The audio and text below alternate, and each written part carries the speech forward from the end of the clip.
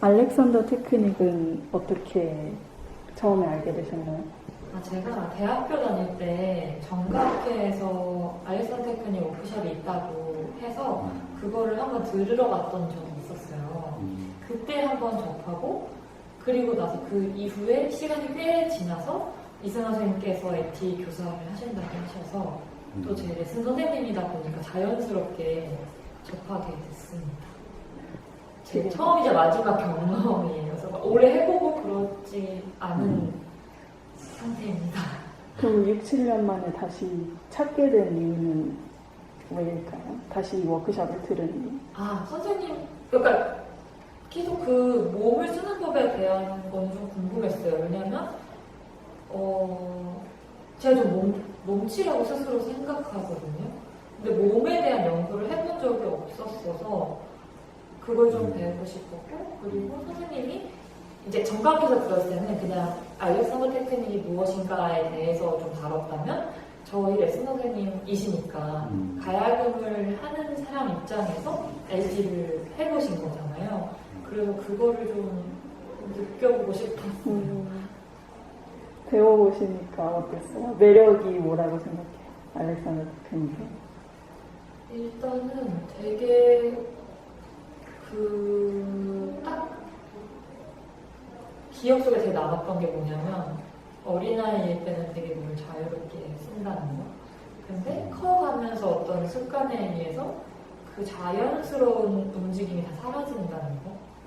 그래서 내가 내 몸을 인지하는데 좀 오류가 많았구나 이런 거를 느끼게 되는 게 진짜 큰 그 변화인 것 같아요. 물론 변화라고 느낄 만큼 아직 뭐가 막 변화되고 그런 건 아닌데 그래도 그런 걸 알게 됐다는 점이 되게 큰 그 차별적이고 매력인 것 같아요. 어떤 어려움이 있으셨는지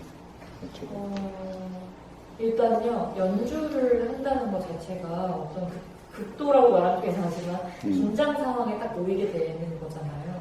그때 발현되는 거에 차이가 있는데 그걸 원인을 몰랐던 시기가 좀 있었고 예를 들면 정말 간단한 건데 가야금을 놓고 연주를 하는 게 아니고 그냥 이렇게 악기 소리만 내보는데도 어떤 상황에서 소리가 안 울리는 거예요. 근데 너무 명확하게.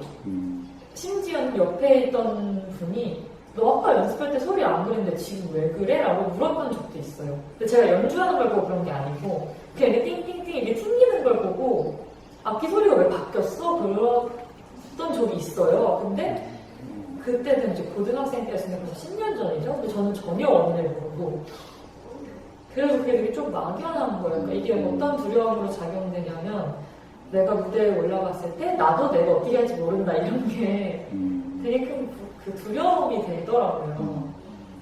그래서 그걸 좀 극복하고 싶었어요. 그러면 본인뿐만 아니라 다른 지금 가야금을 하시는 분들 또는 공부하시는 분들이 조금 잘못된 사용이다라고 할 수 있는 부분이 뭐라고 생각하세요? 일반적인 가야금 하는 사람들이요. 많은 실수?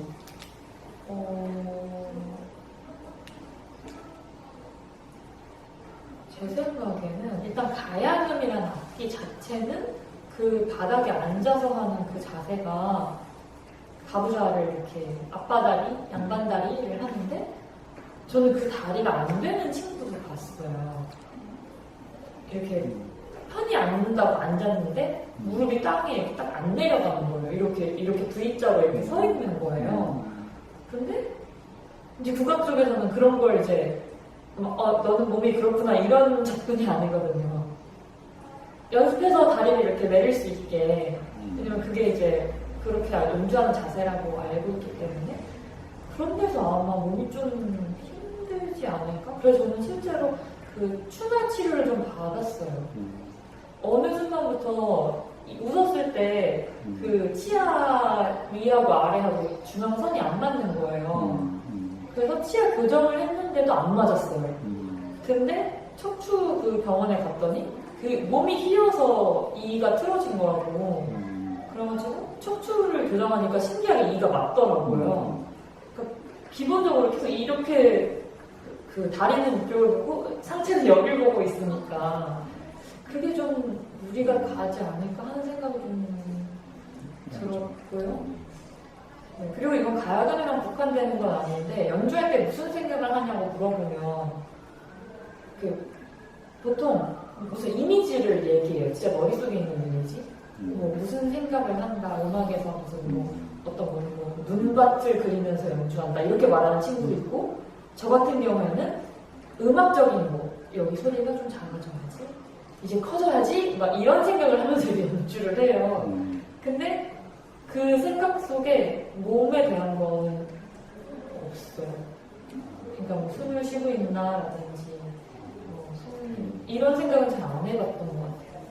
그리고 그런 걸 배워본 적이 없으니까 다른 친구들한테 이제 물어봐도 나는 내 손의 움직임을 생각하면서 연주해 이런 말을 저는 한 번도 못 들어봤거든요. 내가 숨 쉬는지 생각하면서 연주해 이런 말도 못 들어봤고 그래서 그런 접근법이 좀 되게 다르지 않나 하는 생각을 합니다. 혹시 마지막으로 알렉산더 테크닉을 계속 공부하고 싶은 마음이 있으세요? 저는 있어요. 그 이유에 대해서 그 이유가 있을까요? 저는 원래 좀 이렇게 탐구하는 걸 좋아하는 편이긴 한데요. 아직까지 뭐 확실한 변화를 경험해 봐서라고 말할 수는 없을 것 같아요. 아직 많이 배우다니 딱 2달만 접해봤기 때문에. 근데 그냥 내가 내 몸이 아닌 것 같은 느낌을 어느 순간부터 이제 느껴지더라고요. 그래서 그냥 살아가는데 내가 태어나서 죽을 때까지 내 몸은 제대로 써봐야 되지 않나? 그냥 이런 막연한 생각이 들어서 그런 생각이 좀 생기는 것 같아요.